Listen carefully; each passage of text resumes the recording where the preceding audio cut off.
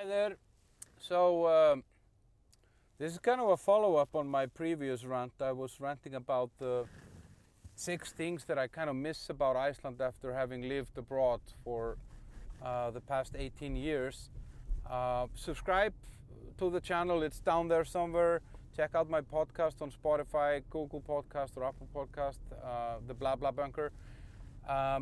So if you haven't checked out that first episode about the stuff that I miss, then check that out. But on this one, I'm going to talk about the stuff that I don't really miss about Iceland, or that I see about. I'm Icelandic, by the way, that I see differently about Iceland after having lived away from Iceland for all this time. And I think the first thing that I would say is kind of the lifestyle. I think. For me, Icelandic people are kind of unhealthy in a way. They eat a lot of sugar, they take a lot of pills, a lot of medicine. We have a lot of issues here, like there's a lot of anxiety and stuff like that, like health-related or lifestyle-related health issues.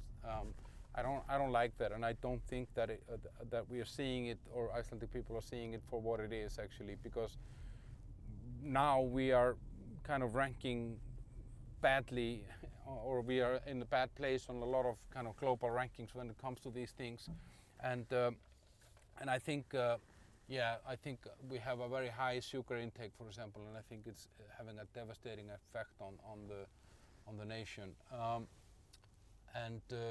see a lot more of people that have obviously bad food habits and stuff like that, and are not exercising enough, and so on. So yeah, that's one thing. I think also, like thing number 2 that I don't like about Iceland is that because it's a small community, there's a herd, what's it called, like a herd mentality. So people basically kind of do what the rest of them are doing. There is not a lot of space for independent thought or independent expression of different opinions, and I saw that very well looking at Iceland from the distance on COVID, for example. There was just room for one opinion, and whoever said anything that could possibly be different from the opinion of the majority, that person was wrong, and not just wrong, but also stupid and whatever. So I don't like this, and there is very much, but I think it's not just about Iceland. I think it's in general, like from smaller communities you will have this, because there is a lot of pressure from neighbors and friends and so on. You know, you have, so you don't have that diversity of expression and opinions. And the third thing that I don't really appreciate is that I feel like there's a bit of an arrogance in a way that, you know, we can do it better than everybody else. We are more clever, we are more creative, we are better at doing business, or whatever it is, that, you know, like people somehow seem to have this bit of an inflated idea about what Iceland can do, or Icelandic people can do, whereas we are just people like everybody else. You know, we're not in any way special or more important than other people, but we tend to kind of act like that and behave in that way. The fourth thing that I don't like is the cancel culture. There is a huge trend of cancel culture in Iceland, and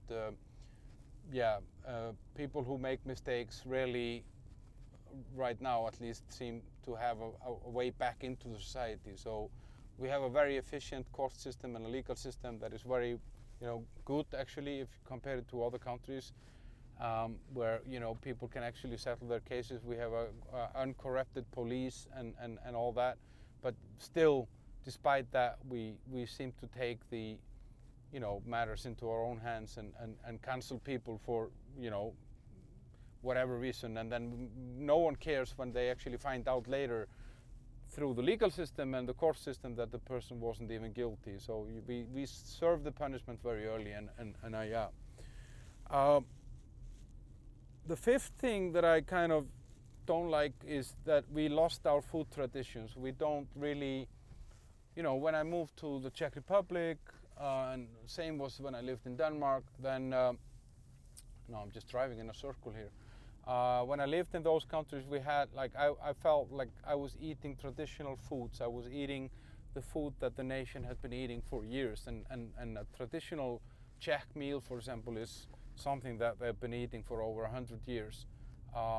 We had these foods here, you know, we had foods that were made from sheep. I don't know, like kind of like a haggis, like a Scottish thing, like blood sausage and liver sausage, and we had a lot of horse meat stuff, and yeah, kind of like, yeah, a lot of traditional food that we don't really see very much here, and we kind of replaced that very much with some sort of a fast food, quick solution foods that are, yeah, unhealthy, but people eat it a lot. I mean, there are so many Subways and KFCs, it's crazy.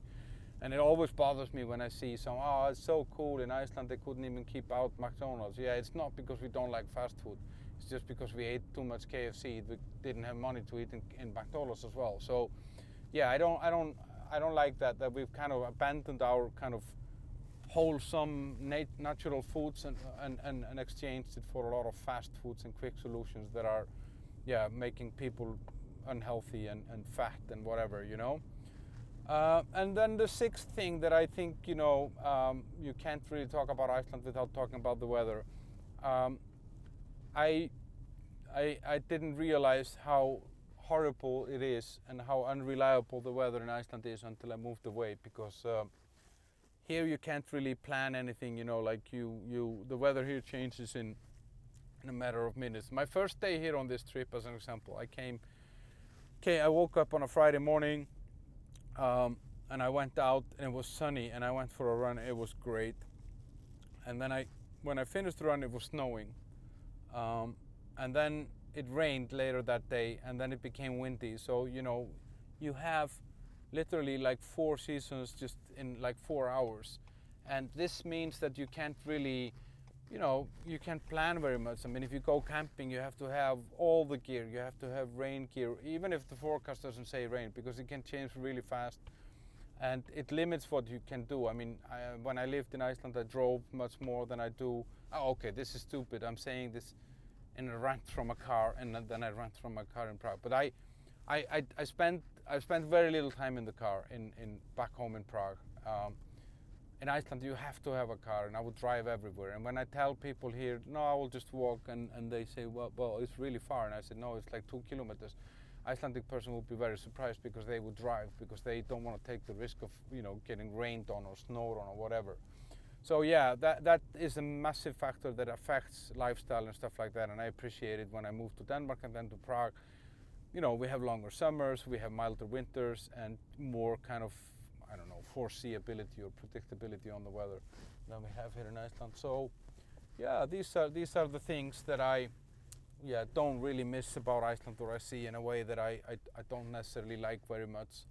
And subscribe to the channel so you never miss anything, and check out the podcast, and share this with your friends. Not people that will hate me for this though, but yeah. See you guys, thanks, bye.